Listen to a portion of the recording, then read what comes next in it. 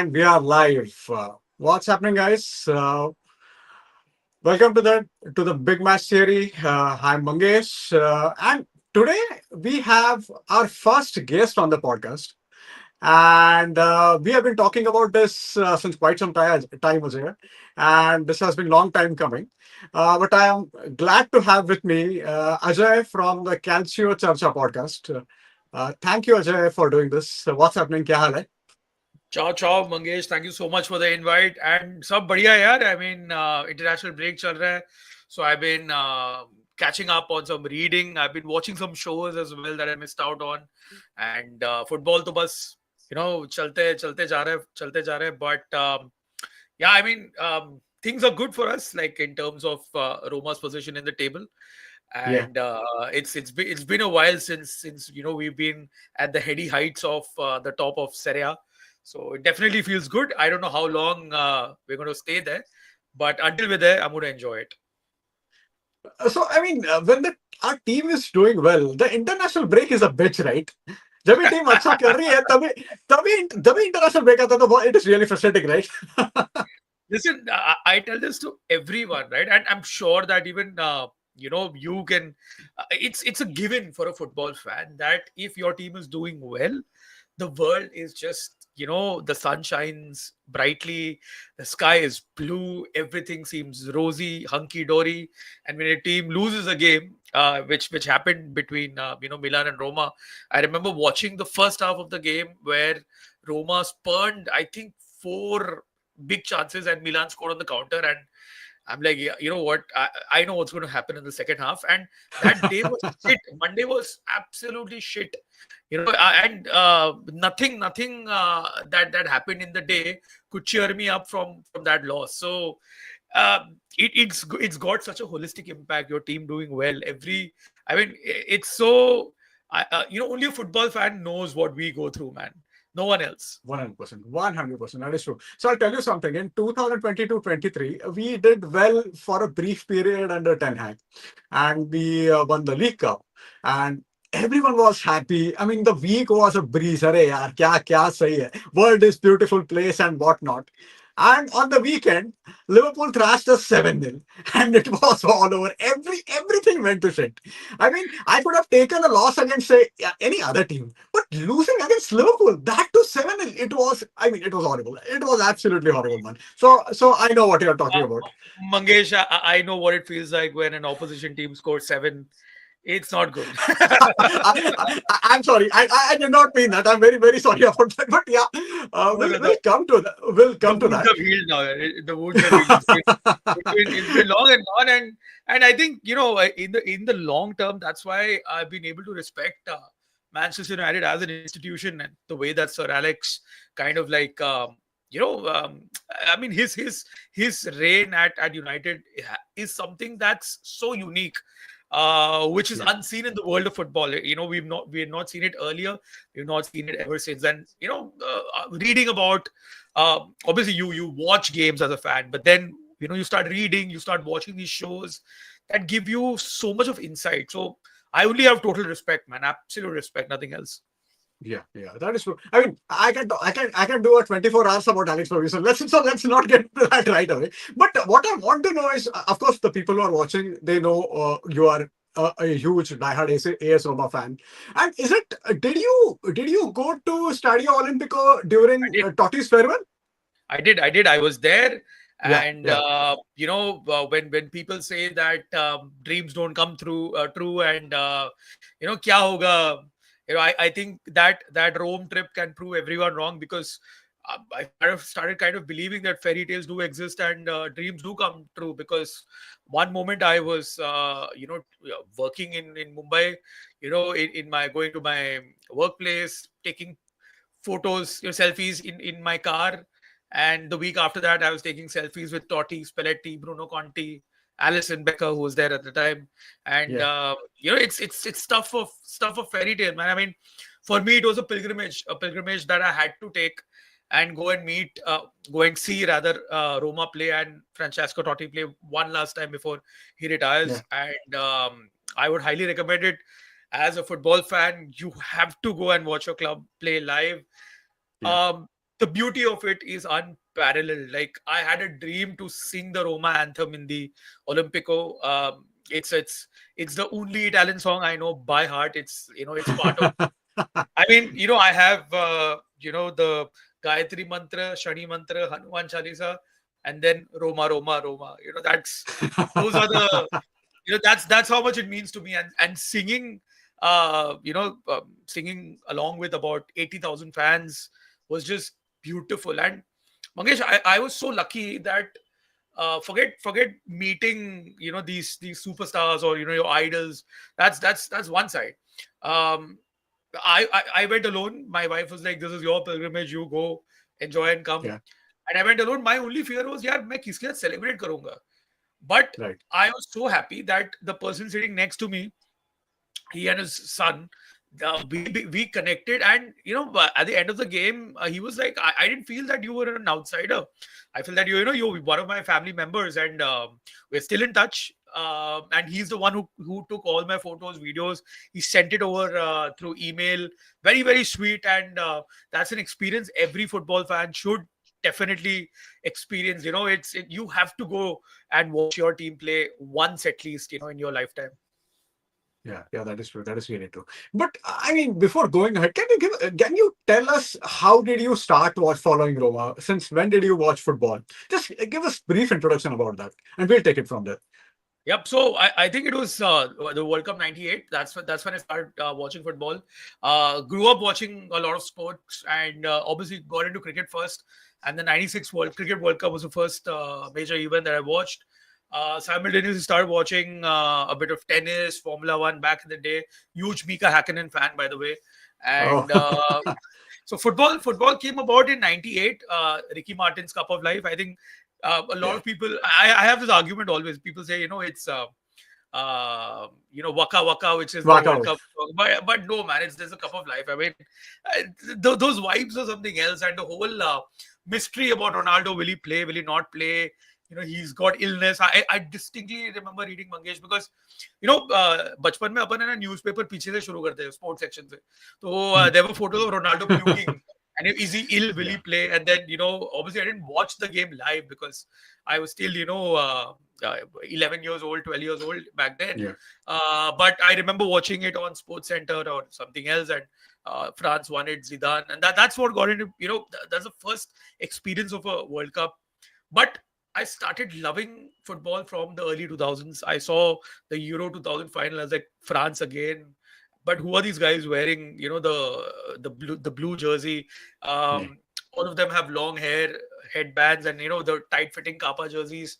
That moved on to 2002. 2002, you can say, was the World Cup that I followed from game one till the final, because it helped. The tournament being staged in South Korea, Japan. It helped us because apne ko thoda decent timings mila. I remember watching games at 3 p.m., 4:30. I was so happy, yaar. I mean, I don't mind if they do a World Cup again over there, because those timings really work 100%. for Yeah, us.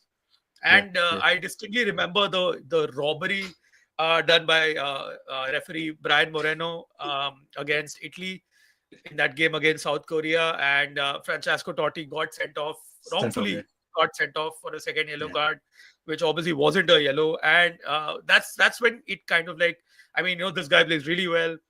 Found out that he plays for Roma, started taking Roma on FIFA in PS2 PC.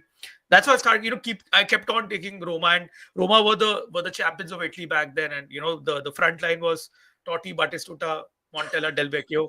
And I'm like, this is amazing, absolutely amazing. And at that time, after the World Cup, if you recall, Mangesh, 10 sports had taken the rights of Serie A that's immediately. right. 10 sports came into existence back then during the World Cup. They During the they World Cup. Yeah, kind of took the rights away from ESPN Star, and they broadcasted the World Cup for us. And then 10 sports got Serie A the very next year. And that's how I started following the Italian league. And back then, you had like I mentioned, Roma had this particular squad. Milan, Juve played in that year's the following year's Champions League final. Italian teams were doing really well at that point of time, and I love the style. I love the way people talk about Calafiore and aura. Let me tell you, Mangesh, he's the player with the least aura that I've seen, but he's been 100%. catapulted into he's been catapulted into that thing of aura. I mean, I'm telling you, it could be the era that we grew up in, but I think players back then, you didn't need to have the long hair and hairband to have an aura. The guys like Scholes, Roy Keane, they still Mm, had an aura about them. Patrick Vieira, for that matter, for the Premier League. So, yeah. long story short, so that's how I started. Totti, Italy, Roma on the PS2. That's how I started following the club. Could not watch a lot of live games back then because of accessibility. Ironically, Yeah. 2025 is the same issue, but back then it was tougher to watch. Yeah, Back that's then a good one. back then it was tougher to watch Serie A, but then it did get sorted, and we did have Serie A on multiple channels, like I mentioned, 10 Sports, Neo Sports, Z Neo Sports, Sports, yeah. ESPN, Star, Sony Live, Voot, GeoCinema, GXR, and now DAZN. I mean, it's been a journey. I don't know how much I listed. I didn't count, but at least there are like 8 to 9 broadcasters and streaming platforms over there. So it's been, and forget, we also watch, like, obviously I've watched a lot of games on dodgy streams with Arabic commentary, Russian commentary, and whatnot. But it's been a challenge. But man, I mean, best decision of my life, man. Yeah, that is true. And there are a couple of things I want to talk about. So first is we kind of understate the importance of 2002 World Cup as far as the popularity of football in India is concerned. Because 2002, so I was in 10th standard at the time, and I remember the England Brazil game. It started at 1 p.m. Yeah, Just imagine England Brazil, one of the biggest game in world football. It starts at our lunchtime. And what happened at the time, in my opinion, is what it was brilliantly marketed by say Nike, Adidas, and Pepsi. who else? Pepsi. I mean, Mm. their ads were just absolutely brilliant. They were Yeah, crisp. You had the likes of Edgar Davids. Edgar Davids was part of each and every ad, yeah, Pepsi ad. yeah, You of course had Beckham, yeah, was the most marketable player at the time. And yeah, I mean, you can make an argument that the first mega brand in football was Beckham, and 100%. it was Beckham. I mean, Beckham was the reason that football is so popular in India or in Asia for that matter, the entire Asia for that matter. Yeah, yeah, So you had that. So 2002 World Cup was so damn important at the time. It's ridiculous. And apart from that, that Italy team, and you talked about Serie A in the 90s. There is something different about Serie A in the 90s, man. I mean, they forget about how the players looked. I mean, all of them were handsome bastards. But the kind of players that played even for comparatively smaller teams, you had the jerseys, how it looked. It had some kind of sexiness to it. And 100%. if I and if I get a chance for to watch a league again, that it will be Serie A in the 90s. Because Yeah, forget about the top 3, 4 teams. Even Lazio had the likes of Veron and Mancini yeah, and Nesta, and yeah, Parma had Cannavaro and Buffon. yeah, yeah. I think. Am I right in thinking that Udinese had Olivier Berov for some time? You're right. You're right. I was thinking of Oliver Berhoff at Udinese only back in the day. You're right. Spot on. Yeah, yeah. So I don't think we have seen a bunch of so many superstars playing throughout the league. Of Yeah, course, we have seen the Premier League. There are plenty of great players in the Premier League. We have seen great players. We have seen an unclassic of Messi and Ronaldo. So there were a lot of brilliant players in Spanish Liga playing at the time. But yeah. there is something different about Serie A in the 90s, man. It is absolutely brilliant. 100%. In fact, I'm going to make a video on this very soon. It's become a narrative, and Mangesh, we discussed this on the phone also, how Baggio got that narrative. It's just the real culture that's come into play, where Yeah, yeah, he's labeled for one particular thing. But the point I was trying to make is that Serie A, always, obviously, the defenses in Serie A, the defenders that Italy has given have been legendary. But you mentioned the 2002 World Cup team that Italy had. yeah, yeah. It was the attack. You had, Del Piero, you had Totti, you had Christian Vieri, you had Filippo Inzaghi, and you had Tomasini. Vincenzo. Sorry, Tomasini also, right? Tomasini, right? Damiano Tomasi, but he was a midfielder. Tomasi, Yeah, midfielder, he right? was a That's right. he Yeah, was a yeah. midfielder. Tomasi, sorry. So Yeah. Yeah. And you had Montella Del Vecchio in that Yeah. last two positions in forwards. Move on to 2004. You have Antonio Cassano, who joined in the squad, arguably Italy's brightest talent at that time. Obviously, talent in terms of what he could do with his feet, but not his head. But 2006 got in Luca Toni also. Luca Toni, who was the reigning Capocannoniere with Fiorentina. So, in that era, from I would say 2000 to 2006, the defense aside, these bunch of attackers Italy were kind of like, they had so many options to choose.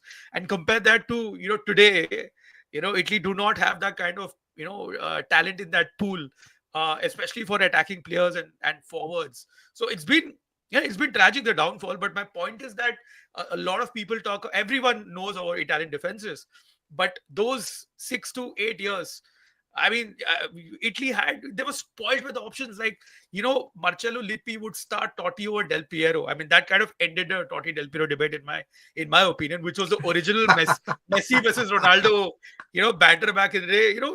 There was a lot of and obviously, I love Del Piero, but being a Romanista, I'll always choose Totti and vice Yeah. versa. But my point is that they were so stacked, like how Gen Zs say today, that Italy team was so stacked. Even in attack, they were spoiled for options. Unfortunately, that didn't translate. It just translated to, the World Cup is a major, major achievement. There's no two ways about it. But I believe that Italy could have at least won one of the Euros, either 2000, where they lost, due to a golden goal. 2004, I think Italy kind of shot themselves in the foot. Totti getting a Yeah. red card against Yeah. Denmark, and then Sweden and Spitting Denmark on playing someone, that right? Biscotto 1-2 all draw, which is what they needed for both Yeah. Sweden and Denmark to progress. And 2002, when Italy were horribly robbed against South Korea. So I believe that there was one more trophy that this generation and this pool of players could have won. But nevertheless, I think the World Cup 2006, I think it's by far one of the best international tournaments that I've seen. And for me, like, if you ask me right now, which is the best game of football, international football, that I've seen, it has to be that semi-final between Germany and Italy. Oh my God. Oh my God. Oh my God. I was about to say that. And that semi-final, see, now after the last World Cup final, I think I've changed my view. I think that final was something else. But the semi-final between Italy and Germany is on par with that. And I would argue, so Euro 2004 was the first international tournament when I watched each and every game of that tournament. It was an absolutely brilliant tournament. If you recall, there was this great game between Czech Republic and Netherlands Oh yes, when what Milan a Baros. fantastic game it was. Milan Baros, yeah. And I think who got the red card in Netherlands? I can't think of that right now. Oh, But it's yeah, a good one. uh, was it Was Coco it? or someone?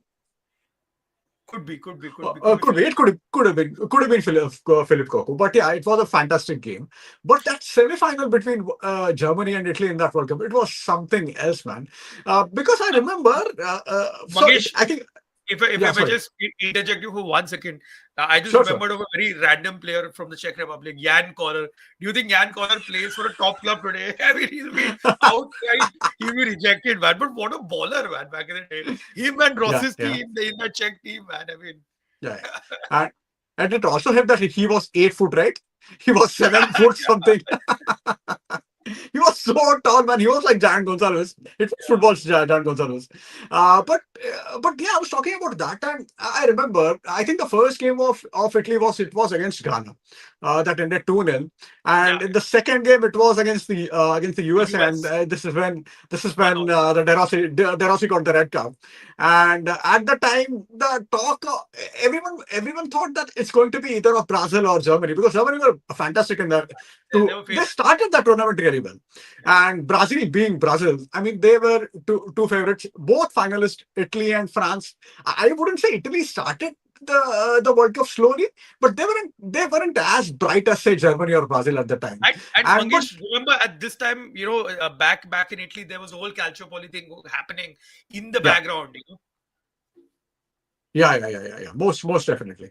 And yeah, Kashmir thing happening in the background, and then the way they took off. And what I like about that is I was just going through the goal scorer a couple of days back of 2006 World Cup for Italy games. Almost every goal scorer you had, I think you had Yakinta, you had Luca Toni, you had Pirlo, Totti, Del Piero, and I mean almost Inzaghi, every attacker got a goal. Every attacker everyone got a got goal. a goal. yeah, I mean, if you think of Spain, Spain's World Cup campaign, it was David Villa getting a lot of goals, five, yeah. six goals. But for They in this scored tournament, they scored 8 goals, Spain, in the next World Cup 2010. I think they scored yeah, eight yeah. goals and they won the World Cup. Yeah. Yeah. And yeah, so and I think Shurashu is saying Heitinga got sent off in that World Cup I think against about and yeah. That's a good one, Shurashu. Thank you so much. But so yeah, I mean, I like how I mean, of course, it was not a coincidence that Marcelo Lippi was the manager of that Italian team, who was the same manager who managed Juventus in the 90s. And yeah. even talking about the 90s, you had the likes of Capello, you had Lippi, you have Trapattoni, and you have young Fabio Capello managing this area. I mean, that Yeah. is absolutely wild, man. And Carlo Ancelotti, kind of like taking up the reins from Parma to Milan. So a young Carlito also plying Yeah, his trade in Italy. Mangesh, just to add 2 cents to that World Cup 2006 before getting into this.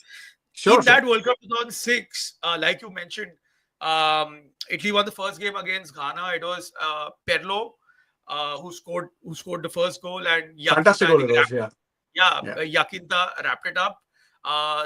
The US, it was Gilardino, and then the own goal from Zaccardo.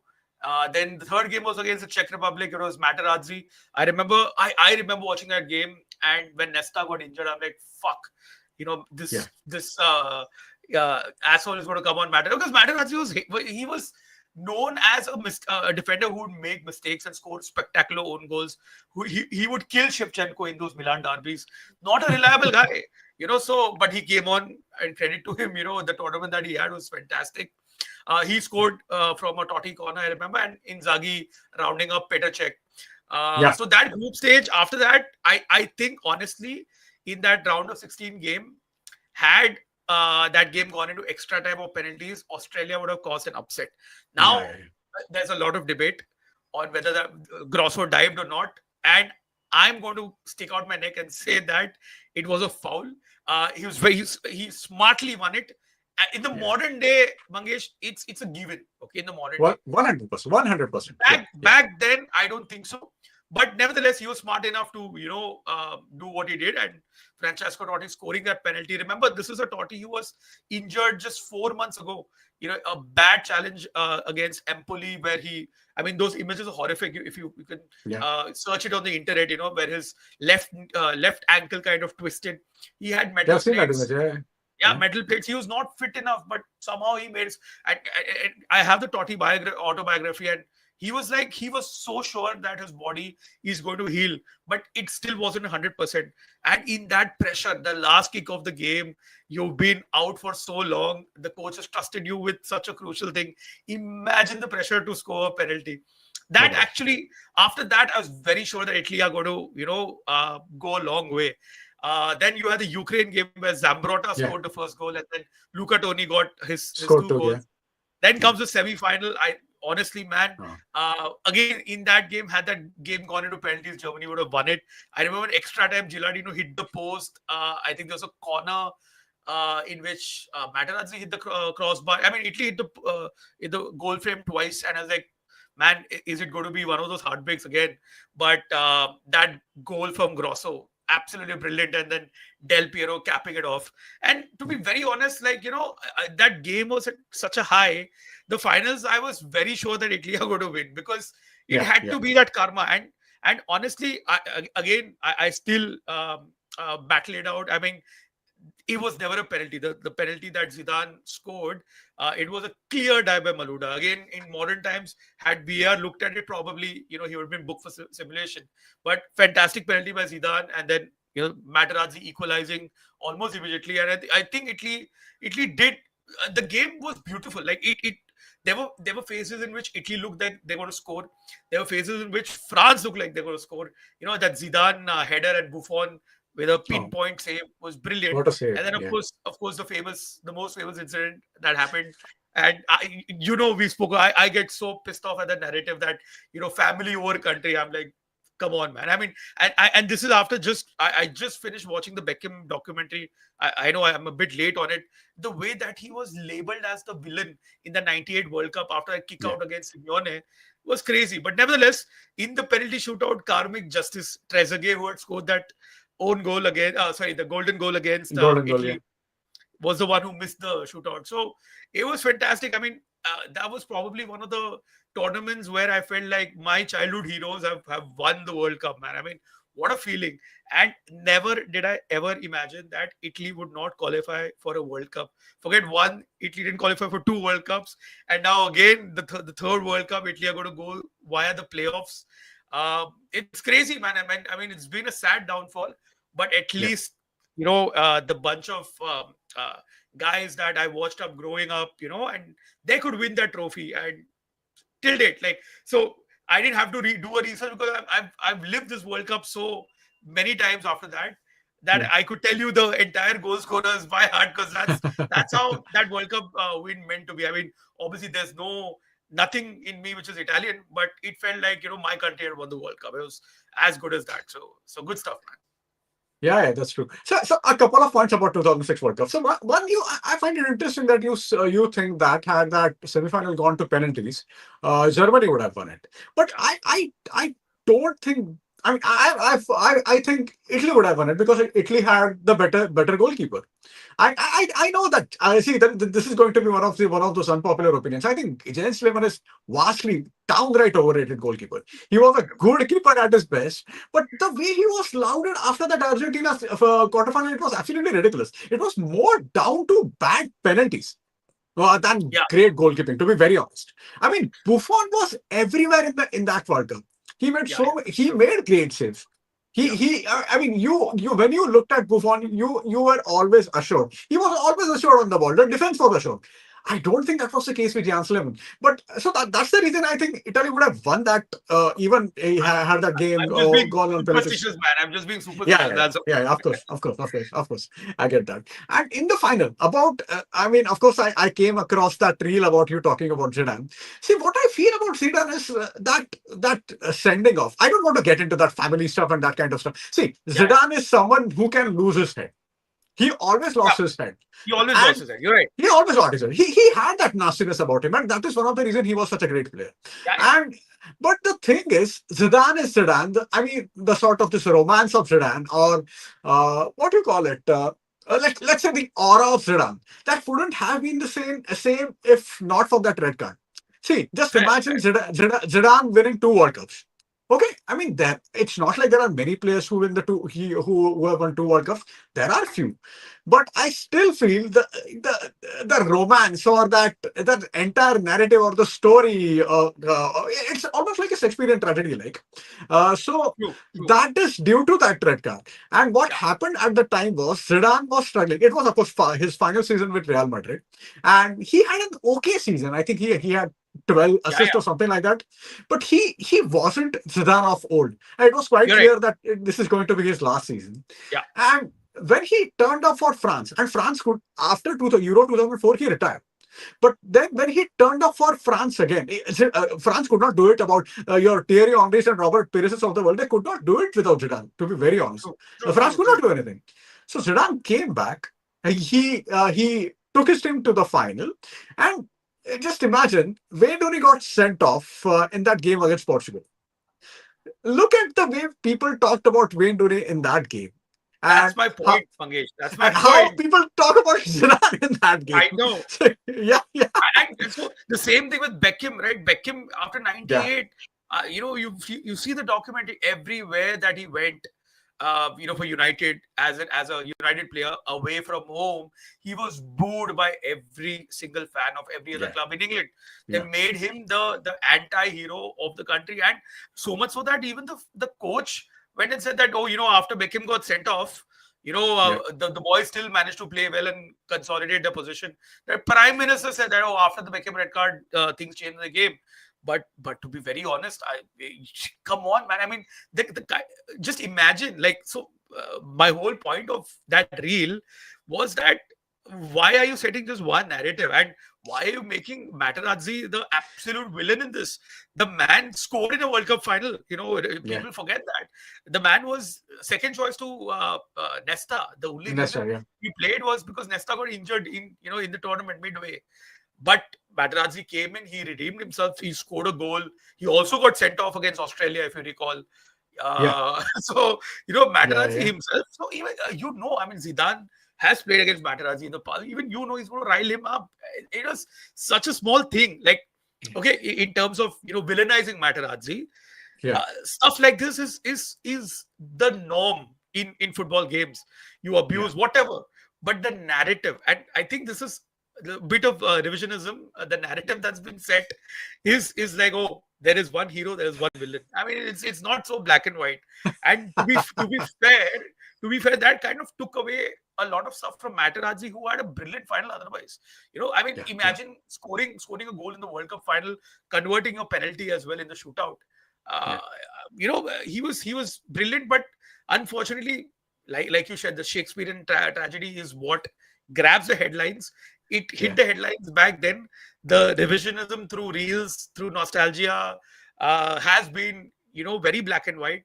Unfortunately, so Materazzi never played for my club. I have no particular affinity towards him per se. But then that incident was not Materazzi's highlight throughout his entire career. The man went on to win a treble with Inter. Man Yeah. played in the legendary Chennai team as a player manager. So just yeah, I would say, Mangesh, we were lucky to have that 2006 World Cup. Someone has mentioned Yeah. Zidane versus Brazil. Just imagine you had the assimilation of superstars playing. So even Ghana had the likes of Sami Kufur and who else was there with them? Argentina had so many of those players, Riquelme and Verons of the world.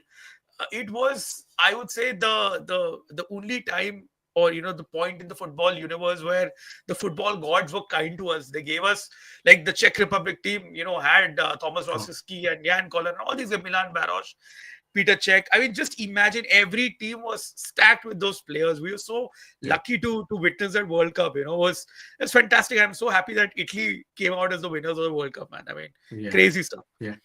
Yeah, yeah. I'll just go through a couple of comments. I think Sam is saying, yeah, about that Zidane. It's legend. I guess it's common. We know people like Simeone are known for it. People should not make them Absolutely. a villain. Well, it's just because fandom Zidane. Yeah, that's fair. And also the fact that even on his last legs, Zidane was the best attacking player in that World Cup. I'm Yeah. not saying he was the best defensive player because I thought, of course, Cannavaro had a brilliant tournament, but along with Zidane, Porno had a great tournament. I thought Michael Ballack had a great tournament. All Yep. these guys, yeah, but Zidane is Zidane. You have that aura about him. I But mean, can I be a bit biased here, Mangesh? You know sure, who had sure. the maximum assists in the World Cup? Maximum? Assists. Who? Francesco Totti. 4 assists or 5 assists. Oh, is that so? Oh, I did not know that. I Yep. did not remember that actually. Oh, that's good. Yep. That's a good one. Yeah, Maximum of course, your favorite Francesco Totti. But to be very honest, everyone loves Francesco Totti. I can't think of a fan who doesn't love Francesco Totti, right? Lazio So, fans, baby. but he's one of those players you hate him when they play against you, but after a while you have a grudging respect for them. It's Yeah, similar to Roy Keane, right? So 100%. everyone hated Roy Keane 100%. when he was against you, but Yeah. I mean. After the game, who would you respect the most? I mean, the player Steven Gerrard said that I tried to emulate Roy Keane throughout my career. So that is quite sort of you have Derossi's these players. Derossi's Yeah, idol was Roy Keane, and yeah, he yeah, told yeah, one of the reasons why he chose the number 16 was Roy Keane, and in that overlap episode, he was like a fanboy. He was yeah, yeah, yeah. desperate to be Roy Keane. You could see that on his face, and he mentioned it also. I'm like, and Roy Keane was, even he was embarrassed, like like Yeah, a guy like Derossi, who himself is an accomplished player, fanboying to Roy Keane, and Roy Keane doesn't emote much, right? But yeah, I yeah, mean, so like again, just players from that era had something about them, man. I mean, they had that kind of marker, and you would love, if it's your player, you would love him. But as an opponent, as an opposition fan, you would hate the guts out of the player. But then that hate is not hate. Hate is a very strong word. You yeah, respect the player as a yeah, a footballer who's got those abilities, those traits, those attributes. But then, as an opponent, yeah, you want to have the one up over him on that particular day. Yeah, yeah, that is true. That is true. Rohit is saying a large part of 06 was also about Fabio Grosso. Very true. As Absolutely. young-hearted, but played brilliantly, scored a great goal against Germany, and put the final penalty away. That is true. So even So, there were calls, Mangesh, of even how Zidane reversed his retirement. There were some murmurs in the La Gazzetta and Corriere dello Sport that Lippi wanted Paolo Maldini to come back and for one last hurrah. It happened in 2002 also, because Baggio eventually Baggio did not get the call from Trapattoni. But I was happy that Grosso, because that Palermo team were very good. They had a fantastic season prior to the World Cup. The likes of okay, Barzagli, Zaccardo. So there were three Palermo players in that team, or four. I think there were four Palermo. Simone Barone also played for Palermo back in the day. Zaccardo, Barzagli, Grosso, and Simone Barone, who I think also okay. played in India for Delhi. But Grosso was unknown. Like, he was Yeah, the least in terms of superstars in that team. Because even Camoronesi was an established name, yeah. Perota was an established name, but Grosso was like, the guy from Palermo. You had Buffon playing for Juve, Zambrotta, Juve, Cannavaro, at that time Juve, Nesta, Milan, Materazzi, Inter, then Perlo Gattuso, then Milan, yeah. Camoronesi, Perota, and Totti and Luca Toni. So, Look at Tony. That's right. so you had Fabio Grosso, who came out of nowhere, and the kind Yeah. of tournament that he had was brilliant, man. I mean, it just shows, right? Like, um, being there, right place, right time, everything is kind of predestined, and that kind of like catapulted Grosso into every household. Yeah, that is true. That is true. By the way, the guy who commented this is Rohit of the Big Match Theory, but since he's doing his Oh, job right now. Actually, he's busy with his day job right now. He yeah. is, Story that of is the our reason he lives. couldn't be here. Yeah, yeah, yeah. He's doing meaningless things instead of talking about 2006 World Cup. But yeah, that's how it is. So yeah, he couldn't be here. Next time we will connect Rohit. I'll make it a point of Rohit being, because Rohit is a huge fan of Azuri. So I'm sure he'll have so many things to talk about. 100%, So yeah, 100%. yeah. I'll just go through a couple of comments. Shubhrashu is saying, I remember a time where I saw Strictly Football and Fabio Grosso's iconic expression was one of the first results. That is true. Uh, wasn't Parlo was one of the best players Was of the tournament. So was yeah, yeah, was yeah.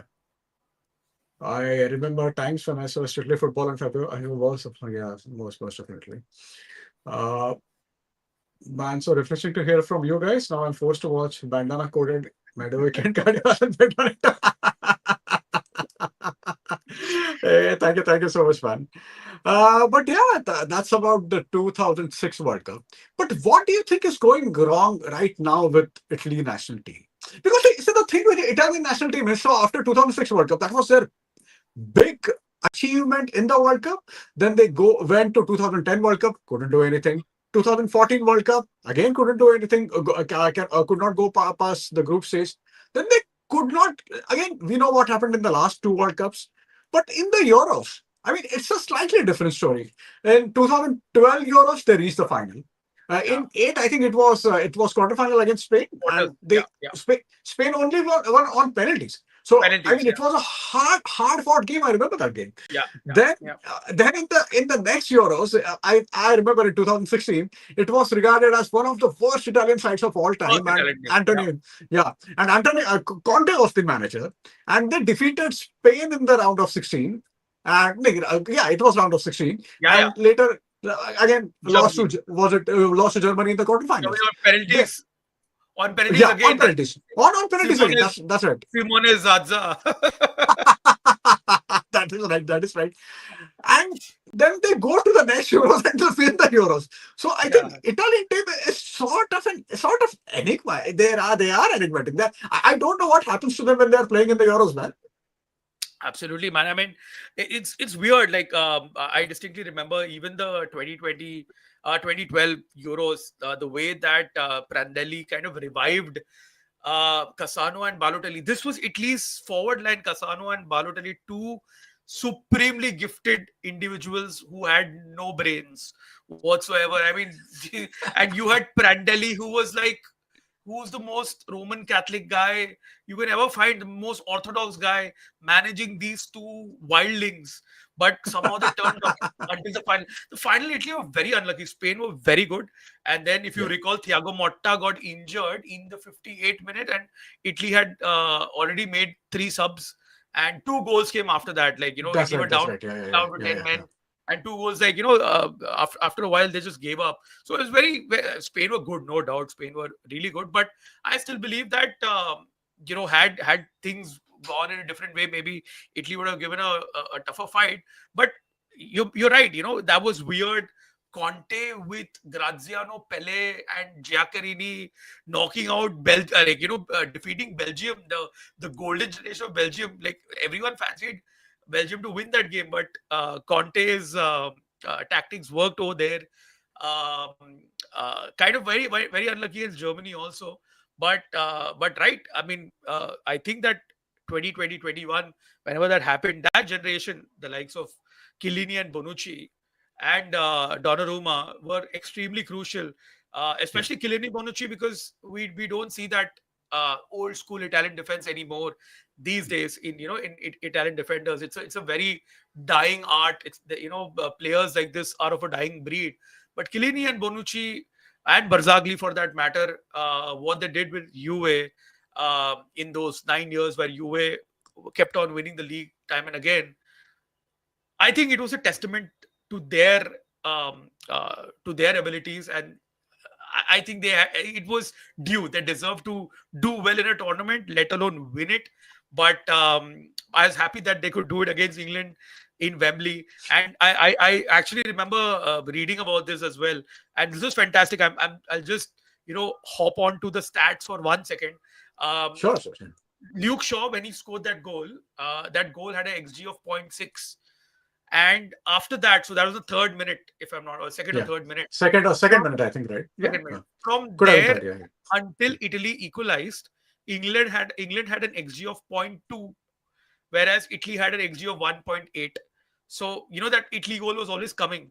Uh, Yeah. when the game finished, the overall XG was England was zero point 0.6 and Italy were 2.6. So Italy did have a lot of clear-cut chances wherein they could have won the game in normal time or extra time.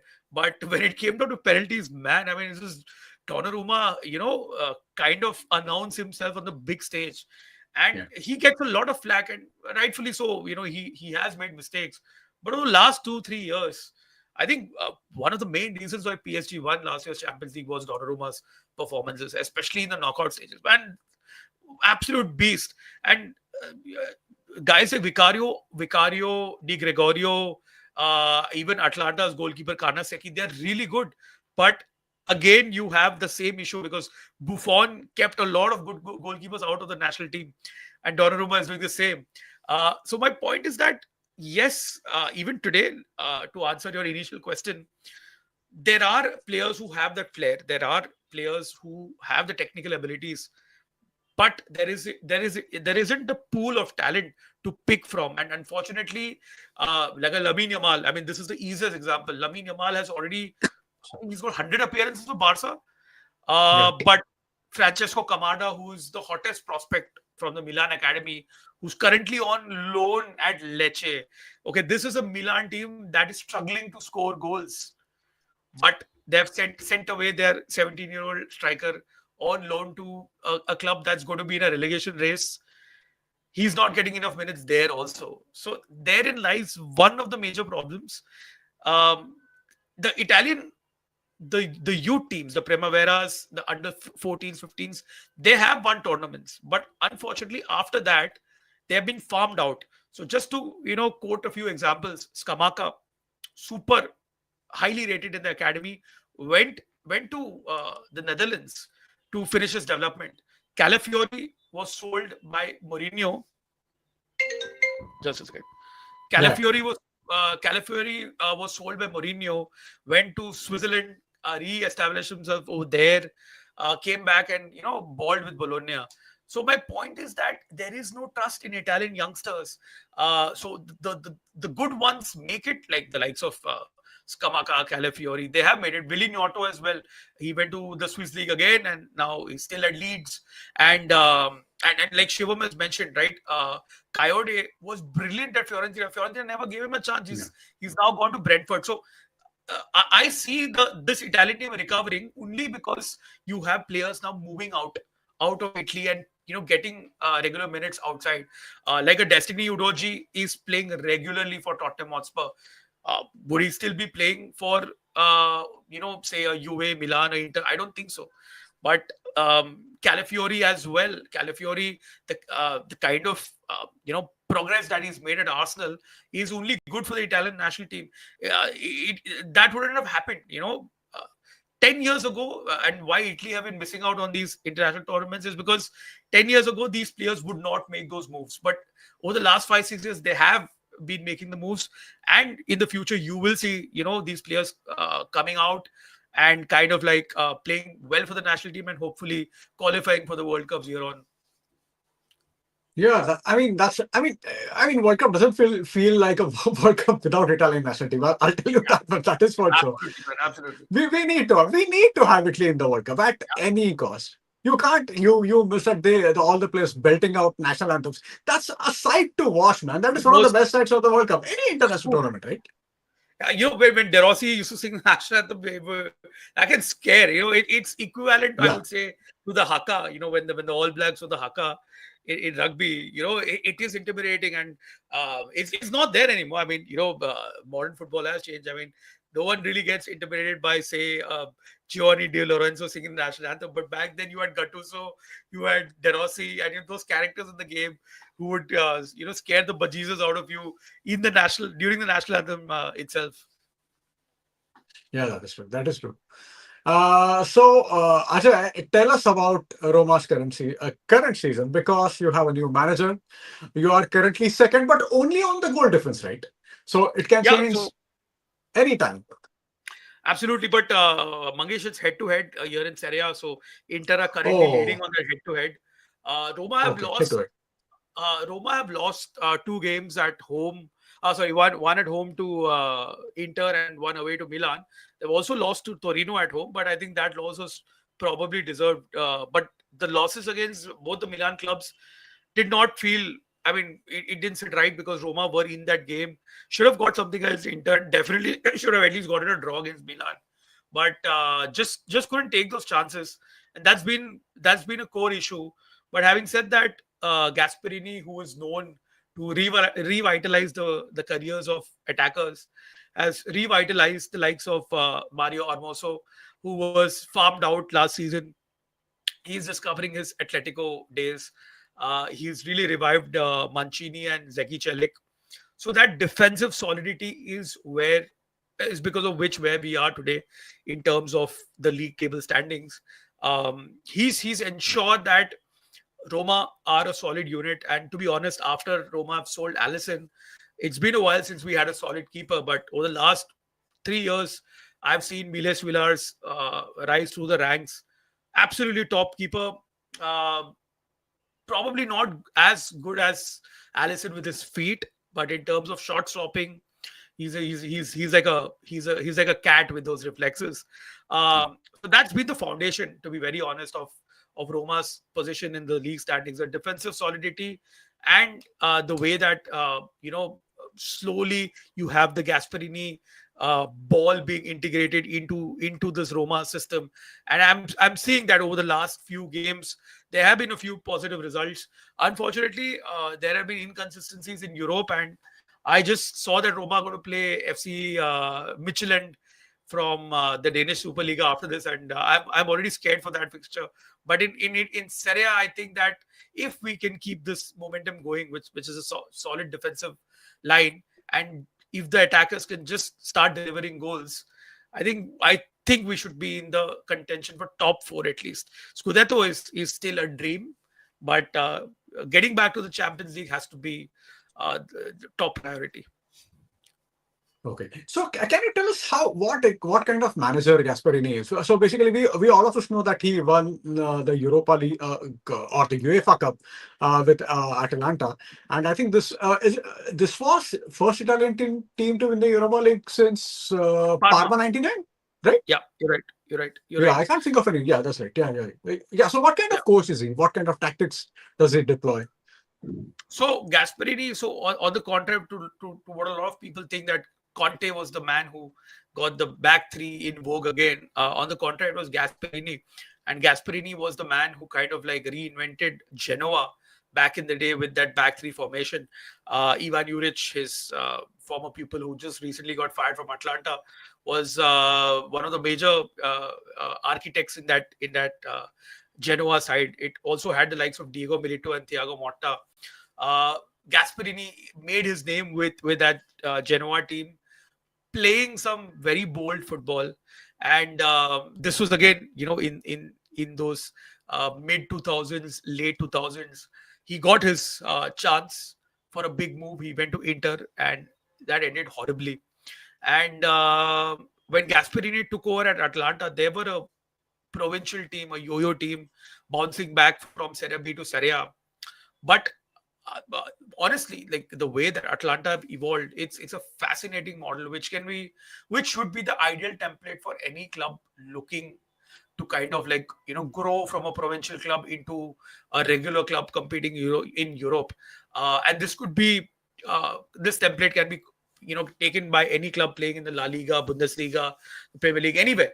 um, Gasperini Gasperini, obviously, it's a very lazy take that he deploys a man-to-man marking, but there are, I mean, there's a method to his madness, which is why you have seen the likes of Papu Gomez, Josip Ilicic, Duan Zapata, Luis Muriel, all becoming bona fide superstars under his reign.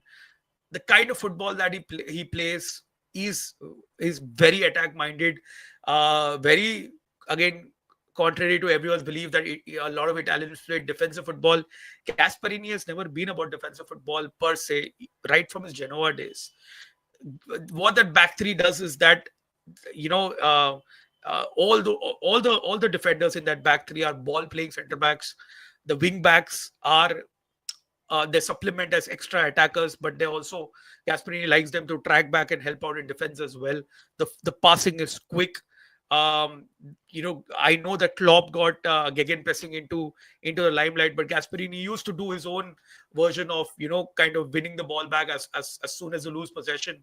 And you could see that in that Atlanta team, that how it evolved. That system became so good. And I know that Ruben Amorim and United, there's a lot of talk about system, but uh, Gasperini's system was so good that if Papu Gomez left, there was another replacement who would come, and he could take his place in that system. It worked well, which is why he recycled so many attackers, so many players.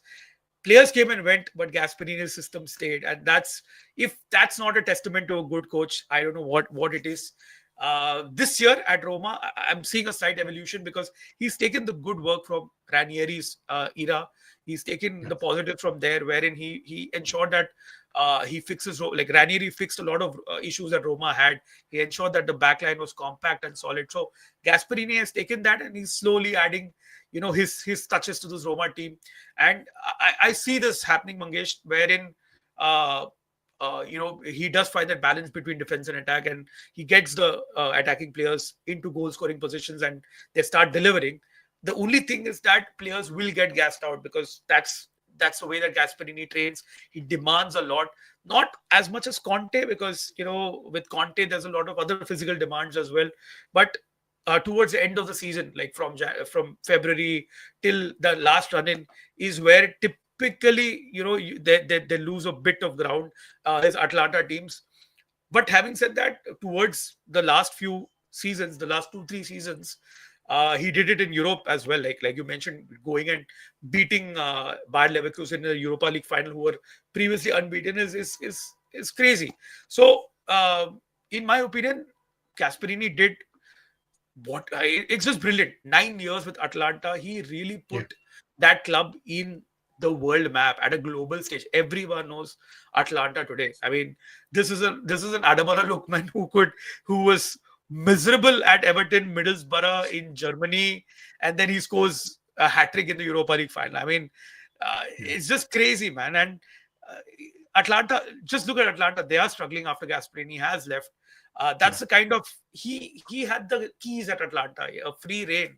At Roma, it's far more different. With all due respect to Atlanta, Roma are a much bigger club. There's a lot of No doubt. pressure.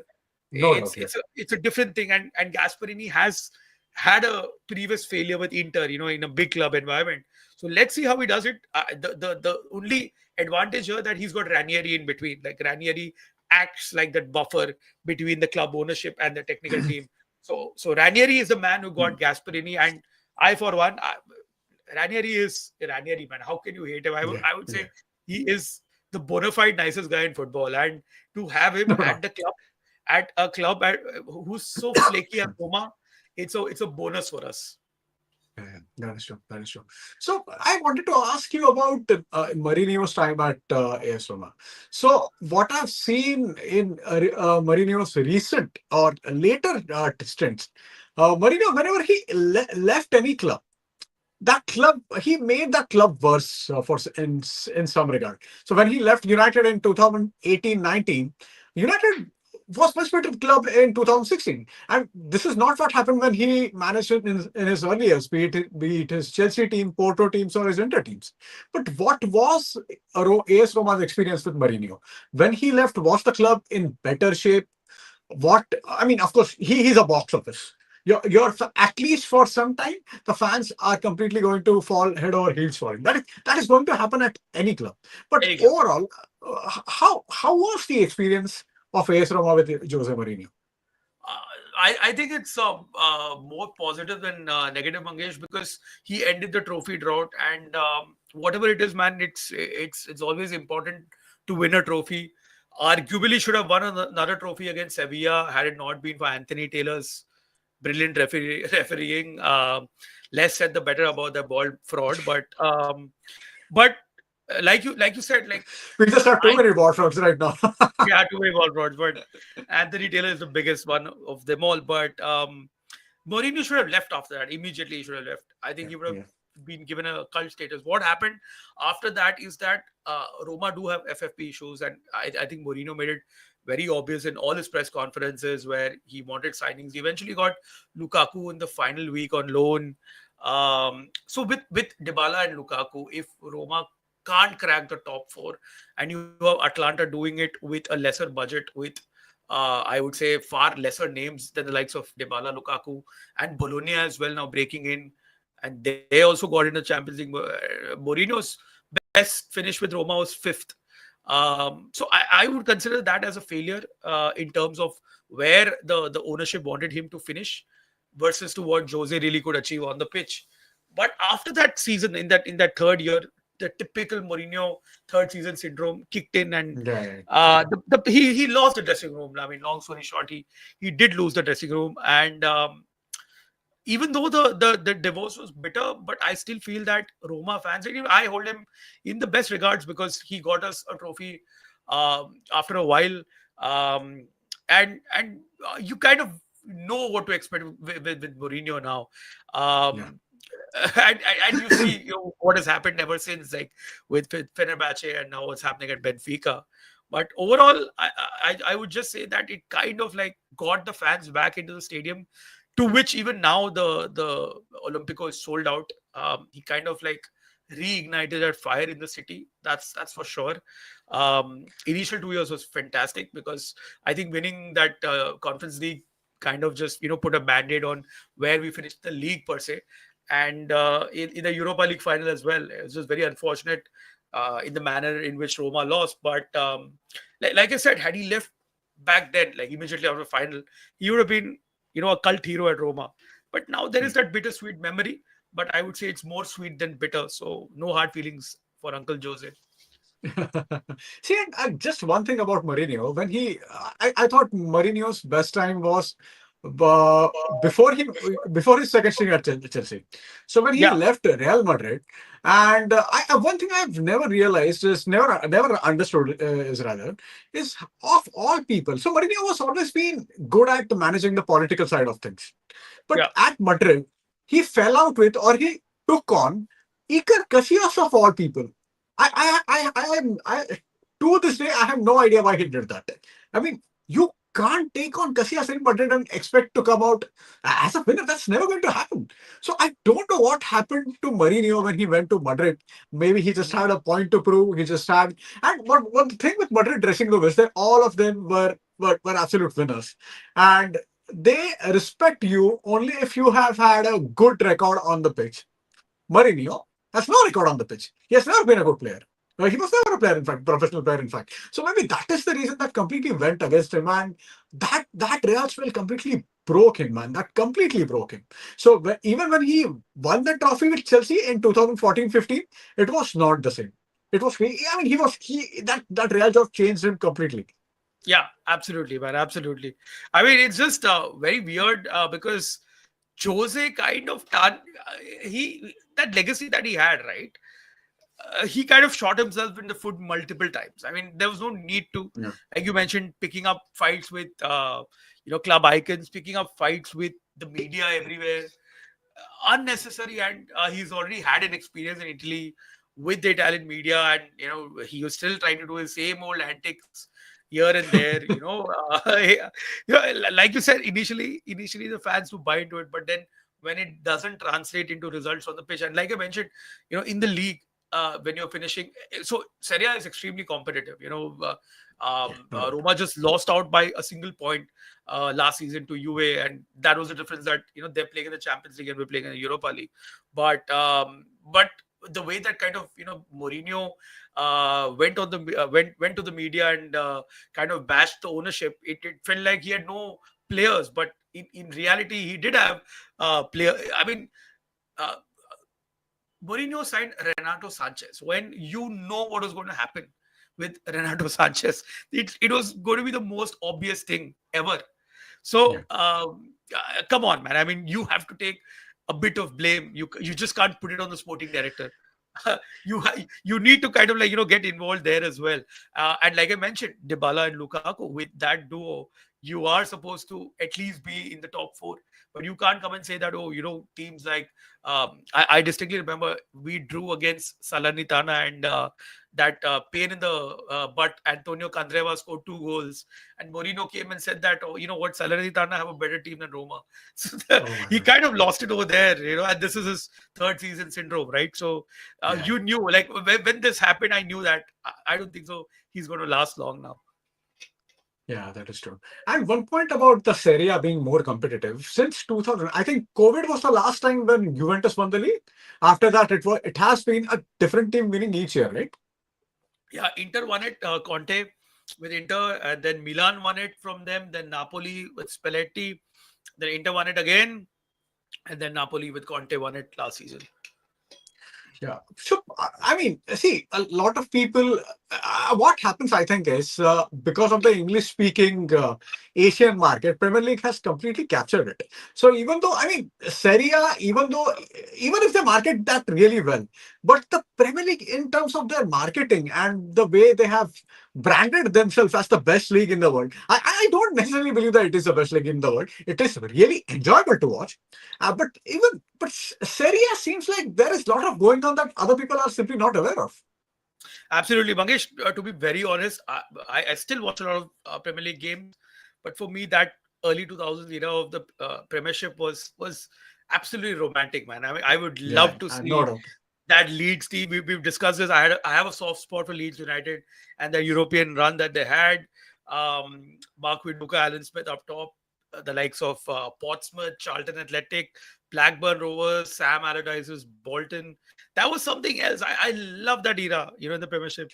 Today, it's evolved in a way like a Bournemouth are playing absolute modern football. Yeah, It's how it is. Brighton are innovators in data analytics, so are Brentford. I miss those teams, who could play that long ball, who were, the pain in the butt to beat. Ironically, it's Arsenal who become the most defensive team in the league. But you love that underdog story where they turn up. Like, I remember how Arsenal always had a tough time to break Bolton because you had two extreme styles like Wenger versus Yeah, Big Sam. I yeah. miss those kind of games because when with all due respect, when a team like Brentford played out of the back, or Brighton played out of the back, I'm like, yeah, what happened to those teams, man? What happened to that Stoke City and those long throws of Rory Delap, man? Yeah, I mean, we literally started a podcast about us based on that entire Barclays era. Yeah. So yeah, I know what you're talking about. Yeah, I mean, yeah, of course, that football in 2000, it is the football that we grew up watching. If we grew up watching, right? So it will always be more special for us. So it's always like the kind of music that we listen to. So Oh you can yes. listen to any modern music, but the bands that I grew up watching, or the bands that made me fall in love with a particular kind of music. So for me, the Metallica's first three albums, I don't think I will ever like any music more than that. This is Were not to you say, yeah, were you sorry. at the Guns N' Roses concert? No, no, I wasn't. I wasn't at Oh Guns N' Roses. No, no, no. Were you? yeah, yeah, I was there. I was there. I was there. Oh, great, great, great. So I'm going to John Mayer's when he's coming in January. Of course, he's not a metal, but I am a big fan of John Mayer. So I'm going to John Mayer on, I think he's coming on 22nd of January. So I'm going there to Mahalakshmi Racecourse. Good to know that you are also into classic rock, man. So I love music. I think it's one of the passions that I wish to follow. I mean, I wish to kind of pursue a bit more, but given what it is with the corporate Mazduri, it doesn't give me a lot of time. In today's time, I don't have that bandwidth to pursue music the way that I used to back in the day. Yeah, true, But true. when I was just cooking for my wife and me, typically dinner we make a quick stir fry. So I was just playing in my classic rock playlist. The three songs was Whole Lot of Love, While My Guitar Gently Weeps, and Sweet Child of Mine. So that's when I finished Uh, my cooking. So it's still good. Like, I don't listen to today's music. I know that there are reels. Reels is where I find out 20 seconds, which is good. But then you can't make those Led Zepp songs which are 9 minutes yeah. long in today's times. There is no patience and there's no attention span to listen to this stuff. But it's classic, like you mentioned. Like, we'll always have that bias because we grew up in that era. And honestly, it was the best era because you had your outdoor activities, yet you had some indoor activities as well.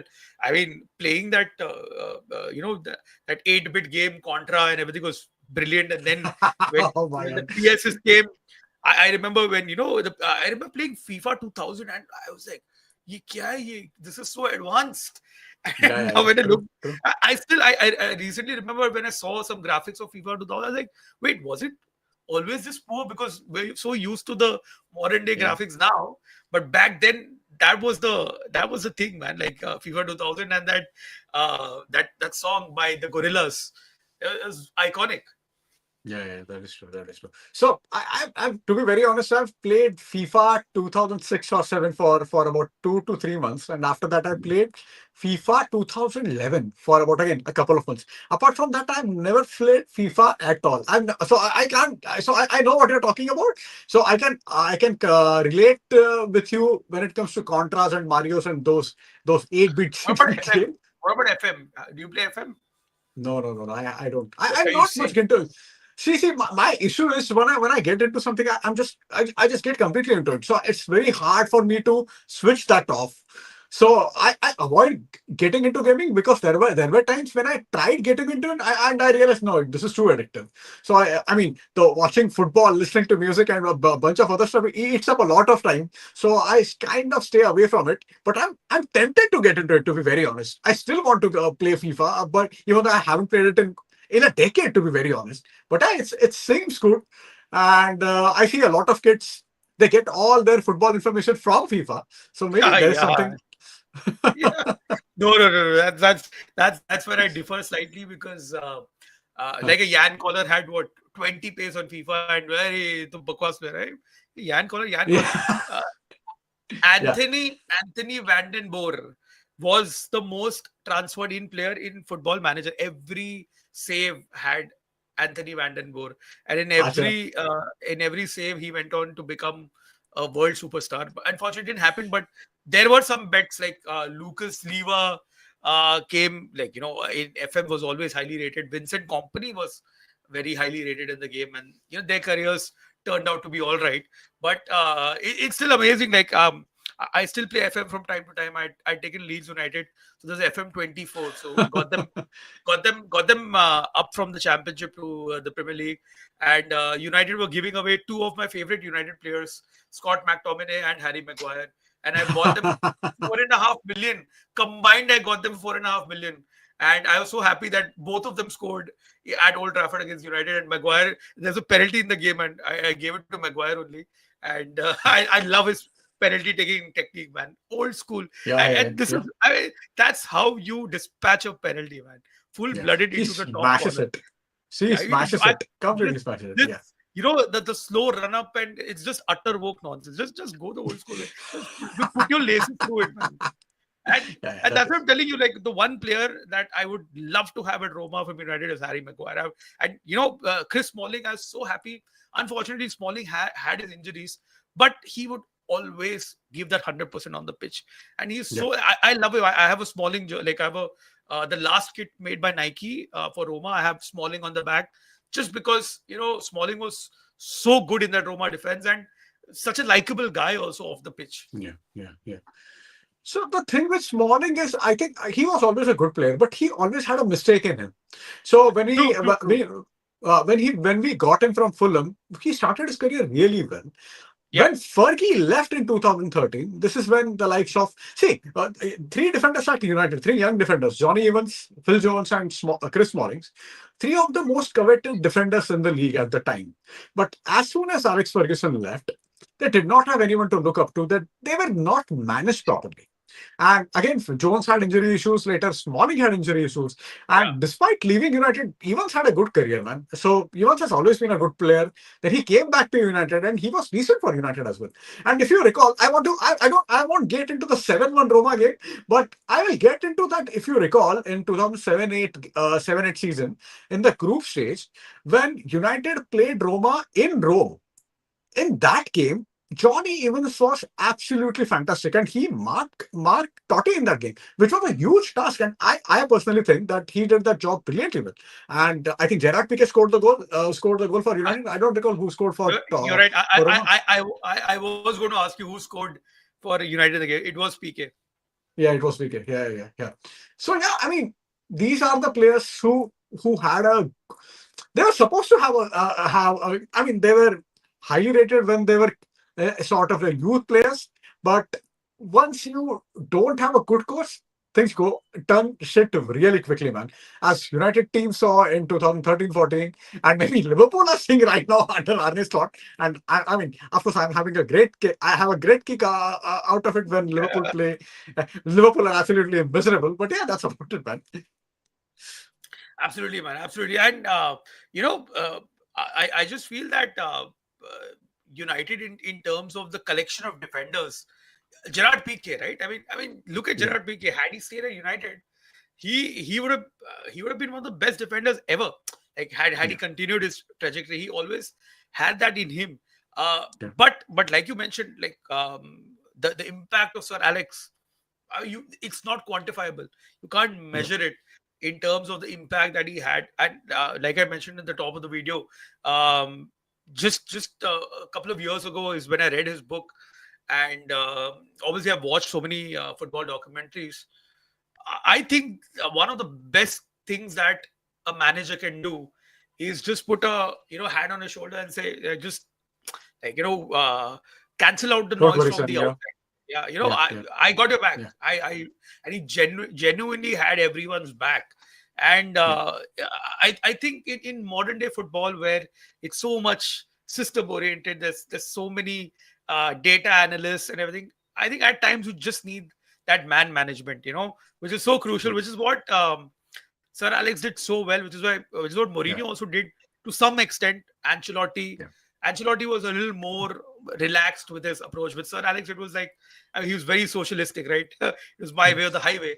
But I think the way that football, it does go in cycles, and the ball is round. we will come back to that stage where we will come back to that stage where football will be a little more elemental than the unnecessary complications that exist in the game today. You will have players taking that, the standard run up and scoring a goal, and not, stopping in between and dancing here or there and trying to, look somewhere and score somewhere else. I think that will evolve as well as we go on. I hope it does. And I think I think it's football is on its way to becoming that, because considering how direct teams are playing, have been Yeah. playing in the Premier League at least, and maybe we are on that way, man. We need dribblers at any cost. I'm so happy looking at Sunderland. I mean, it's been a breath of fresh air to see them back in the Yeah, Premier League. yeah. That is true. That is true. All right. So yeah, if there is nothing, if you have something, we can, of course, we can keep talking for as much time as we want. But Yeah, too much I Chintan could not make it. yeah, Chintan has got stuck with Yeah, last minute work. yeah, But I wanted to ask you, Mangesh, yeah. if you could, like, say, pick a five side, from the 2000s to 2010 in the Premier League. Hmm. Okay, and for a minute, do not take the top four, the traditional top four of United, Arsenal, Liverpool, Chelsea. Okay. Who would you pick in your five side? Okay. So I will have JJ Okocha for sure. I'll Oof, have has to be. I'll have Morten Gaspersen. Ah, Uh, I don't want to say Robbie Savage, because he at times he was just so rubbish, but he was actually a good player. And but yeah, people make so, I mean, he has become that kind of a banter player. But on his day, he was really a good player. Uh, I would like to have Gary Speed in my team. I thought Gary Speed was a fantastic player at the time. fantastic. Gary Speed was a good player. You have four. Apart from that, yeah, A goalkeeper. uh, a goalkeeper.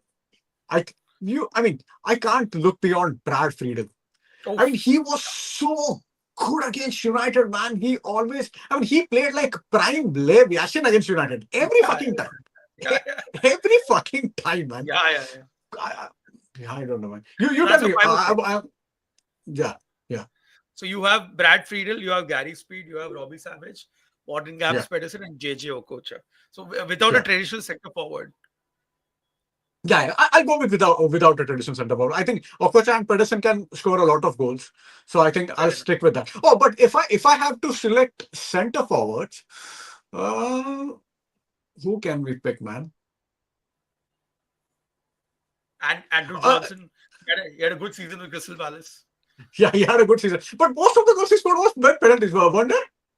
Yeah, I think he scored like 22 goals and 8 were penalties. And even Yeah, James he scored a Beattie for bunch of penalties. Southampton back in the day. James Yeah, Beattie scored a lot of. But who was that prolific centre forward, right? From outside the top four. yeah, Who yeah, can you yeah. pick? Shearer, maybe, Uh, because Shearer, obviously, of no course, of brainer. course. Of course, it's a no-brainer. I'll pick Shearer for sure. For sure. No. Shearer was on his day. See, the thing with Shearer is in Ooh, the Yakubu 90s. is a good So, shout. Yakubu is a good shout. So is oh, Robbie big Keane, by the way, at Yeah, Spurs. yeah. I'm sure I've missed plenty of good players, to be very honest. I'm sure of that. But see, that's the thing that happens, right? When you're put on the spot, you can't think of anything. And when you're talking over drinks and we're talking on the call, that we can't think about any damn player in the world, right? This is Yeah. something that always happens. No, Yeah, yeah, it's that thing, right? The very popular thing that guys can just name random players, and it's what we do, right?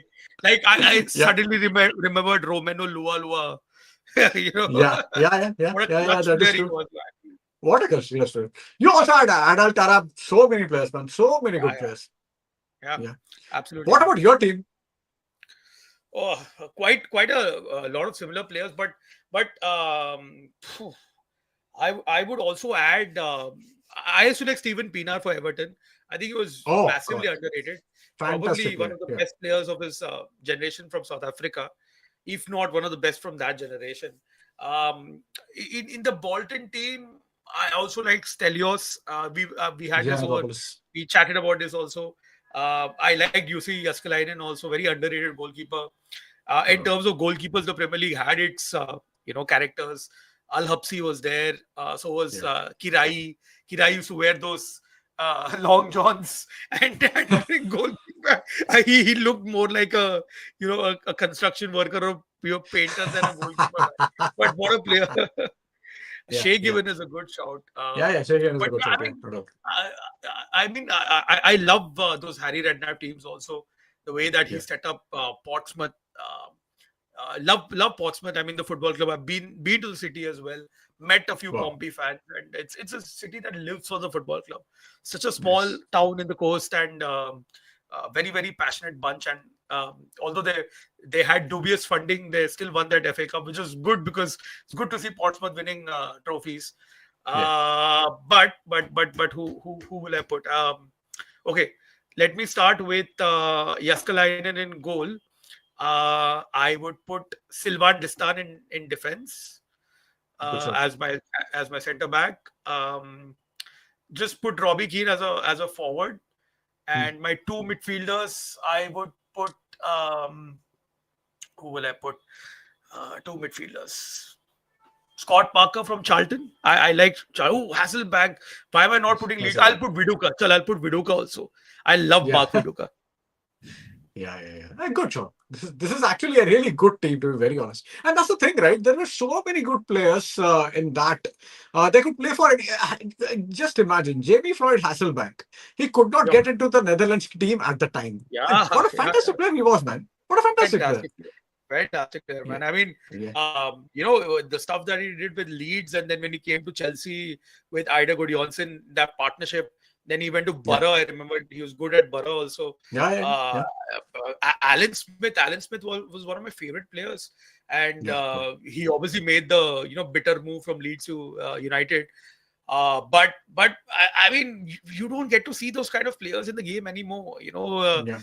Alan Smith today would be outcast from a top Premier League team, despite Yeah, having all the attributes. But yeah. very interesting, man. I mean, every team back then had some kind of story, which is now it's not there. Like Charlton Athletic were a very likable team back in the day. Crystal Palace when they came up again, they were very likable. Yeah. Watford. I mean, Yeah. I can go on, to list. And I think the last team that gave that kind of joy was Tony Pulis's Stoke City Oh my before they God. became that ex Barcelona, ex Champions League winners playing True, true. Yeah, together. yeah, that is true. That is true.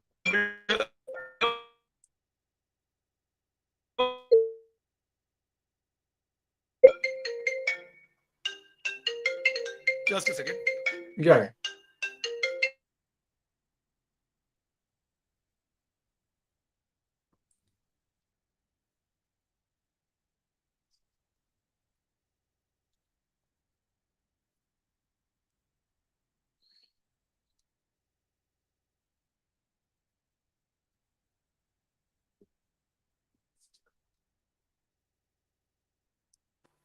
Sorry, I'm back. No worries, no worries. He won the Golden Boot. Who are you referring to, mate? Won the Golden Boot Hasselback. in the Premier League? Acha, Hasselbeck. Okay. That's right. Yeah, that is true. All right.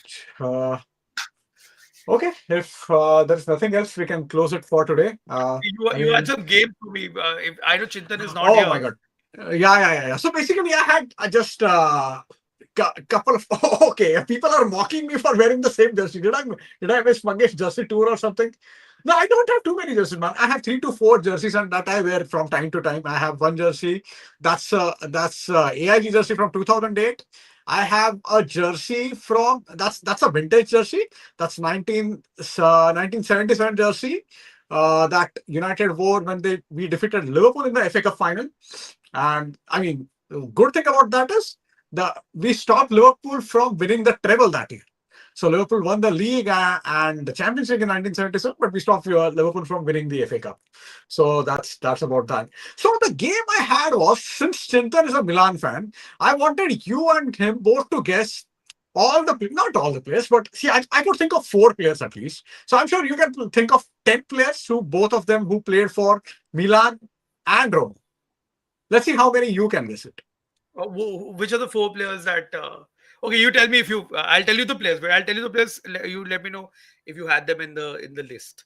Okay, I could Yeah, think of course, Don Carlo Ancelotti was one. yeah, yeah, Second was Al Sharawi, who is still playing right now. yeah. You had Aquilani, Right. and what was the fourth there? I can't think of him right now. Let me check. Right, just hold on. I can't think of him. Who was the fourth player, man? Did you pick Jeremy Menes, No, not Jeremy. It's just hold on. Just hold on. Tammy Okay, Abraham, of course, Cafu. Cafu? Yeah, Yeah, yeah, yeah. yeah. Okay, so you've got a bit retro with the likes of Also one more. Ancelotti, Also one more. One more. Antonio Cassano. Casano as well. Yeah, he did win the Yeah, Scudetto with yeah, Milan. But yeah, so you have five. I've given you Tammy Abraham, Alexis Salamakers, Antonio Mirante, Andrea Bertolacci.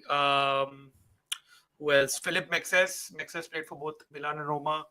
yeah. That's right. Uh, who else did we have? We scammed Milan a bit in terms of some players. Like Bartolacci was, I mean, just absolute capital gains for Roma, and he was crap for Milan. Chintan will kill me because every time he says that यार रोमा ने बहुत मतलब मजे किए बर्तोलाची को बेच के but but yeah, I mean, this over the last few years, it's been weird. The kind of swap every year there's one deal. This year it almost happened with Dobbik and Santi Jimenez swapping, and then it collapsed on the final day. But previously you had Tammy Abraham and Salamakers moving in opposite directions. But yeah, I mean, who else? Who else is there in that list? I mentioned Jeremy Menez also, no? So yeah, Yeah, yeah, Jeremy yeah. But Menez played for both one Roma player, and Milan. one player we talked about some time back. One player that we talked about some time back. Who was it? A Champions League winner So who then played for Stoke. has to be for Milan only, no? Because yeah, Boyan Kirkic, he did play Yeah, for yeah, yeah. One Kyrgyz, yeah, that is right. Boyan Then did play once for Roma. one striker who played for Liverpool. One striker who played for Liverpool. Yeah, Oof, one striker and who's played for both Roma and Milan. yeah. Oh, And he basically flopped at Liverpool. it's not Balotelli never played for Roma. No. I know he flopped at Liverpool, but oh yeah, yeah, yeah, Fabio Borini, Fabio Borini. That is correct. We are talking about Fabio Borini. So there is a list of about 15 to 20 players who played for Roma. Out of this, one player I know is Mancini. Yeah, Amandino Oh, Mancini also did play, and yeah, the yeah. ex-Roma captain Agostino Di Bartolomei also played for Milan. He was sold against Roma's wish. He was the captain of the 1984 Roma team that made it to the Oh, European Cup final. Yeah, okay. yeah. So he Okay. was also one of Okay. I also thought of one more player who is a Champions League winner. which position? Defense. Defense Champions League winner. Fantastic. RB Who play? Emanuelson also. He played against United in those 7-8 game. At least I remember playing him in at least in 2007. Uh, The first Italian player to play for Real Madrid. oof. It's a tough one. This is. Oh, Christian Panucci. That's right, Christian Panucci. Hmm. That's right. So there, I mean, yeah, there I'm just checking that list. 38 players played for each of these squads. 38. That's a quite a large number, man. Large number. You don't see that with Roma and Lazio, by the way, and I'm sure with Of Milan course, and of course. with Milan and Inter it'll be more than 50 because they keep on moving from one Milan club to another. But Roma Yeah. Lazio is very rare. I mean, the last player was Pedro, who's played for both Roma Lazio and Kolarov, which is very modern because I think before that it was Mihailovic who's played for both. Oh, Oh, this is interesting. This oh, is interesting. I can think of one too. Of course, we talked about Chris Smalling some time back. Yeah, yeah. Uh, you have Lukaku. Oh, yeah. You have Gabriel Heinze, of course. Heinze, yeah, Heinze also plays. Gabriel Heinze. There are only five. Fourth is this guy, Nemanja Matic. Mm, And fifth. Who is fifth, no? interesting. No Italians came from Roma to United apart from Yeah, that one yeah, youngster. yeah. Uh, Not oh, Heinze. Mkhitaryan. Mkhitaryan. It is Oh, there. Henrik Mkhitaryan. Henrik Mkhitaryan. Mkhitaryan. That is Yeah, true. That is true. yeah, Another fantastic player, man. He was the best player in Germany. Then he came to United. yeah. Things did not work out, and then he went to Arsenal. But after that, he was playing really well for Inter Milan, man. We when we Yeah, yeah. saw him in the Champions League, he Champions League. was Yeah. absolutely fantastic. At least in the semi final. Yeah, absolutely, man. I mean, a man has got four lungs, just keeps on running, and quality player. And I think Roma never managed to replace him after he left. I think again that has got to do with Mourinho being there. Didn't manage to retain Mickey, and Mickey is a guy who plays like 30 plus games every season like, without any True, issue. true, Yeah, true. I quite liked him, and I think he started really well at United in 2016-17. But yeah, then Mourinho being Mourinho, he wanted players to be physical. He wanted a different kind of player. See, Mourinho is the player who wants players who play with have that blood and thunder element with him, right? yeah, yeah, With them, yeah, right? So if you look at his 2010 Inter Milan side, he played with most of these players. They were really gritty, yeah. and they were like an outsider. So basically, if you think of say Walter Samuels and Lucio, Lucio, and you had Cambiaso. All yeah. three players. I mean, Lucio played for Bayern, and Cambiaso and Walter Samuels they played for Real Madrid. And I have a feeling that he instilled some kind of element in them that because you are basically you could not make it at Real. Now it is our chance to just kick everyone in their punch everyone in their lungs, and this is exactly what they did. And that Schneider as well. 2010, Schneider as well. Same yeah, story. yeah. So, I mean, Mourinho's Inter 2010 Inter team. I mean, these are the guys who would kill for them, man. Kill for him. They would definitely Listen, kill for him. Mangesh, I have so much of trauma from 2010 because Roma was the team at the receiving end in that treble. Yeah, So Roma were so Spalletti started that season. And yeah. Spalletti resigned after I think 8 games into the season. Ranieri Okay, took over, and then after Ranieri took over, Roma started slowly, then went on a okay. run, started winning games. Inter were 11 points ahead of Roma at one point of time. Roma caught up with them by beating Inter at home 2-1. And Oh, Roma is that so? and we yeah, and we leapfrogged them into first place. 5 games to go, 4 games to go. Roma are at home to Sampdoria. I remember watching this game. Uh, Roma took the lead 1-0 and hit the post twice and missed some gilt-edged chances. And I remember praying that I hope that it doesn't come to bite us back, and it did because uh, Casano was the architect. Panzini scored 2 goals, sucker punches. Yeah, Sampdoria beat us at home 2-1. yeah. Uh, Inter then won their game and went ahead by a single point. And the last 4 or 5 games, whatever it was, they won all their games. Roma also won all their games, but Inter also won all their games. So Oh. that 1 point was the difference in Inter winning the league.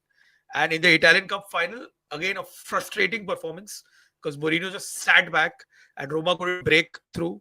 And yeah, Francesco Totti famously kicked Mario Balotelli, if you recall. That was Yeah, a yeah, I remember that. I remember that. Now that you are saying and it, I remember it. yeah. Yeah. So again, you had out of nothing, Milito scored a goal. Like it was a very very well taken goal. And this was right before the Champions League final. He Yeah. made the chance himself and he scored that goal 1-0. And so by a single goal in the cup, by a single point in the league, is how they won Oh the my two God. domestic competitions, and then they won the Champions League to finish the treble. So Oh yeah, my I God. mean that's I think for me that's been the greatest of all heartbreaks. Like we were so close to winning the league, and just kind of couldn't take the chance when it mattered the Yeah. most. Yeah. True. So Shuvra has actually made a good point because Remember Van Gaal wanting Kevin Strootman from Roma 2014-15. This is such a good point. If you recall, before 2014 World Cup, Strootman was Van Gaal's most important player for Dutch national team. Yeah, Then he gets injured, and he yeah, completely changes his team. He plays with the five-man defense or 5-3-2, that kind of stuff. And it was almost certain that if Van Gaal joins United, he was about to sign Strootman, but because of Strootman's injury, I mean, his career never took off after that. Is it fair to say that? yeah. I mean, one of the biggest regrets because again, Strootman was a classic number six, number eight hybrid. He could dictate the tempo, but more importantly, he could win back the possession. He would get in that. He was that grinta, the grit like player that you need on your team, right? But Yeah. he had two ACLs. He had two ACL injuries, and after the second ACL injury, it was never the same. You knew that he was never the same. And Okay. I remember his rocket against Napoli. He would chip in with those clutch goals also. That season under Rudy Garcia, Roma started with 10 wins out of 10, Hmm. Hmm. and it was still Juve with Conte who won it in the Oh. end. Oh. But that midfield of De Rossi, Strootman, and Pjanic, and Nainggolan joining in January, I think that was the best quartet of a midfield that Roma have had, at least for a while. And it's been ever since. I don't think so. Roma have had more of a complete midfield, and then you had four players with four different abilities who brought a lot of different characteristics into the game. And I still stand by it. Mangesh had Nine Golan kept his head. I think that Belgian team missed a trick with not picking Nine Golan. And the only tournament that Nine Golan did play is when Belgium made it into the semi-finals or the quarter-finals. I think they lost against Wales. But Nine Golan was that difference maker. He was the balance that Belgium needed for De Bruyne to unleash himself. I don't think so with a three-man midfield with a say Tielemans, not Tielemans. You had the other guy, Witzel, Alex Witzel, Axel Nine itself. Yeah. Golan, Yeah. Axel Yeah. Witzel, Nine Golan, and De Bruyne would have made that Belgian midfield tick. But for Roma, it's just good memories with Nine Golan. I mean, the kind of uh, passion that he brought was crazy. And I don't know if I've said this before, but there was a game. So Nine Golan, after he got transferred to Inter in that deal, and it didn't work out, he went back to Cagliari. That's where he first made his name. Hmm. So Cagliari came to play Roma at the Olimpico Hmm. with Nainggolan in the team. And Roma had Luca Pellegrini, the left back who's with Lazio now, on loan at Cagliari. Or he had gone to UA and then he went on loan. I don't remember. Luca Pellegrini was a Roma academy boy, Okay. from the ranks, and as a Roma fan. He had joined UA. I'm sorry. So he joined UA in that Spinazzola deal, and then UA had sent him on loan to Cagliari. Okay. Both of them in the Cagliari team. When Luca Pellegrini came off, the Olimpico booed him off, and he was surprised. And when Nine Golan came off, the Olimpico gave him a standing ovation. So that's what it is. Nine Golan was the last non-Roman player to get that adulation from the public, and that's what makes Roma so special. Like the club, the fans live for the club. Yeah. Having been there and experienced it myself, I'm telling you, Mangesh, my brother is a Chelsea fan, and the one complaint he's got is that when we went to watch Chelsea Arsenal, he got treated as a customer, like one of the many True. fans across Asia. But when I True. went to Rome as a Romanista, I was accepted as one of their own.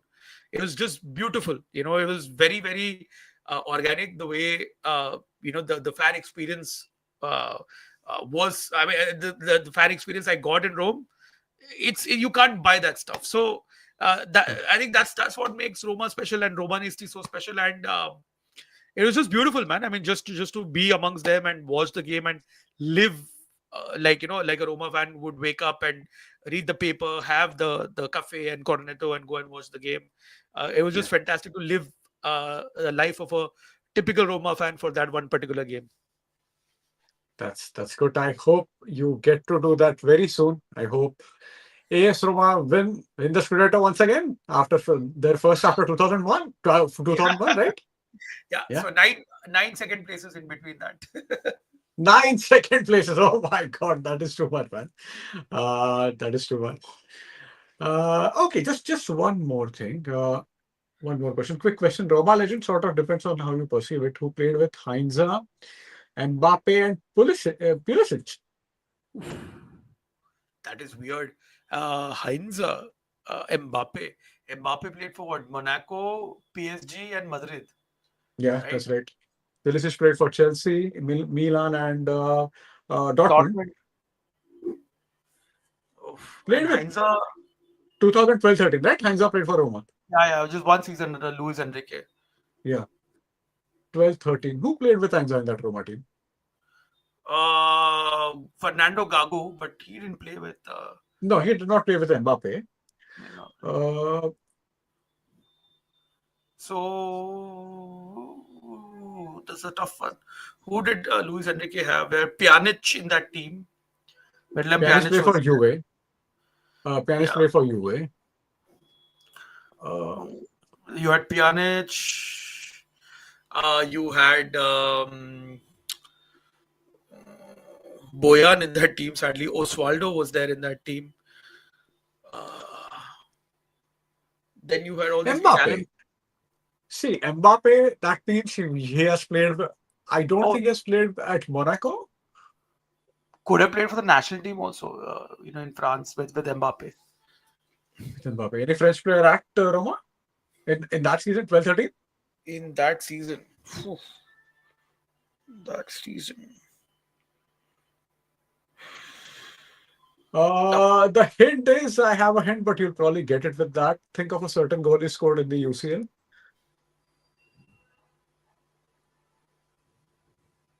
Uh, No, Manolas wasn't there. Manolas wasn't there back then.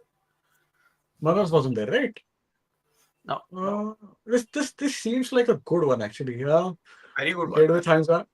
Ronaldo played with Heinz. I don't think Ronaldo played with Mbappe. No, I don't think he played with Can't Mbappe. be Ronaldo, man. Can't be Ronaldo. It can't be Ronaldo. Roma legend. Legend is how you perceive it. Okay, that's a good. Fullback. Oof. Who were the fullbacks? You had Jose Angel as the left back when Enrique came, and who was on the right? Ivan Perez was on the right back then. Or was it? Uh, Damn, that's a tricky one, man. I Shivrash, we need another clue. Yeah. Another clue, and then after that, I give up.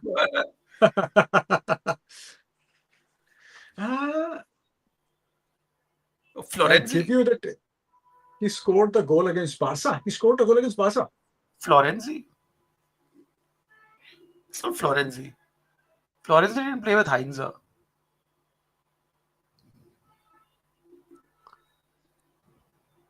Florenzi is saying. But Florenzi didn't play for. He didn't play with Heinze. He was not part of the team.